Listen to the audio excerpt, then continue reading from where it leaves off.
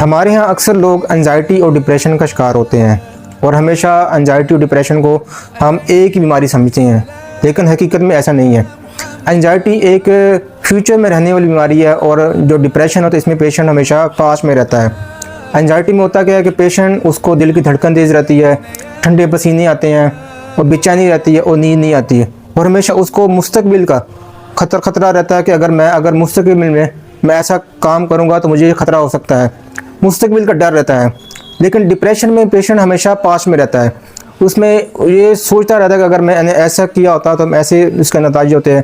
اس میں پیشنٹ کو اس کی نیند اڑ جاتی ہے، یا بہت زیادہ نیند آتی ہے، نہ کوئی کام کرنے کا دل نہیں کرتا، تھکن رہتی ہے۔ یہ ایک پاسٹ کی بیماری ہے، پیشنٹ اس میں ہمیشہ ڈپریشن میں پاس میں رہتا ہے۔ تو یہ ایک علیحدہ دو ڈیفرنٹ قسم کی بیماری ہے، انزائٹی اور ڈپریشن۔ اگر آپ میں سے کوئی ان دونوں میں سے کسی ایک بیماری کا شکار ہے تو آپ مستند نیورولوجسٹ کو چیک کروائیں تاکہ آپ کی جلدی سے جلد تشخیص ہو سکے اور اس کا علاج ممکن ہو سکے۔ بہت شکریہ۔